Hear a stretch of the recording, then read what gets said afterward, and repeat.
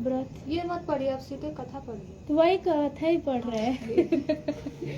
Notice क्यों, note क्यों पढ़ रहे हैं? वो तो ऐसे बताते हैं सब। तो वही तो मम्मी बोलोगे पढ़ी तो पढ़ रहे। करवा चौथ व्रत कथा। एक साहूकार था जिसके 7 बेटे और 1 बेटी थी। सातों भाई व बहन एक साथ बैठकर भोजन करते थे। एक दिन कार्तिक की चौथ का व्रत आया तो भाई बोला कि बहन आओ भोजन कर ले। बहन बोली कि आज करवा चौथ का व्रत है, चांद उगने पर ही खाऊंगी। तब भाइयों ने सोचा कि चांद उगने तक बहन भूखी रहेगी, तो एक भाई ने दिया जलाया, दूसरे भाई ने छलनी लेकर उसे टंगा और नकली चांद दिखाकर बहन से कहने लगे कि चल चांद उग गया आया, अर्घ दे ले। बहन अपनी भाभियों से कहने लगी कि चलो अर्घ दे ले।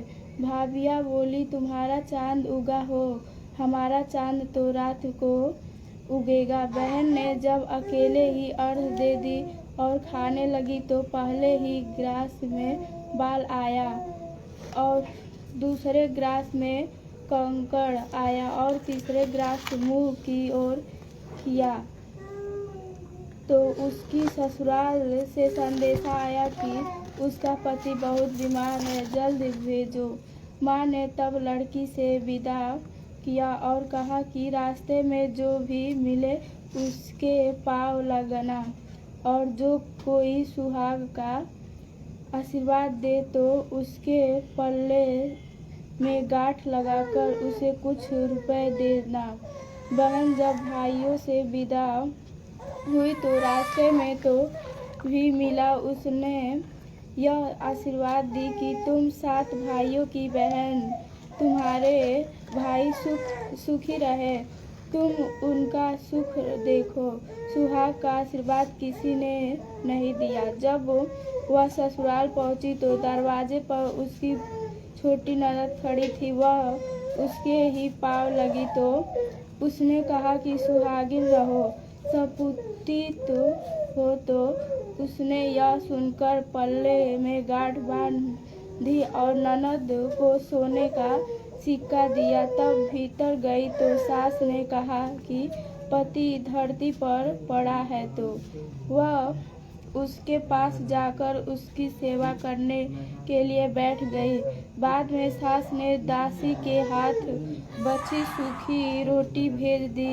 इस प्रकार के समय बीतते बीतते मृगशीर माघाशीर की चौथ आई तो चौथ माथा बोली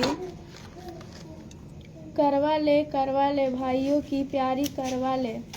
लेकिन तब उसे चौथ माता नहीं दिखाई दी तो वह बोली, हे माता, अपने मुझे उजाड़ा तो आप ही मेरा उद्धार करोगी, आपको मेरा सुहाग देना पड़ेगा। तब उस चौथ माता ने बताया कि पौष की चौथ आएगी, वह मेरे से बड़ी है, उसे ही सब कहना, वह तुम्हारा सुहाग वापस देगी। पौष की चौथ आकर चली गई, माघ की चली गई,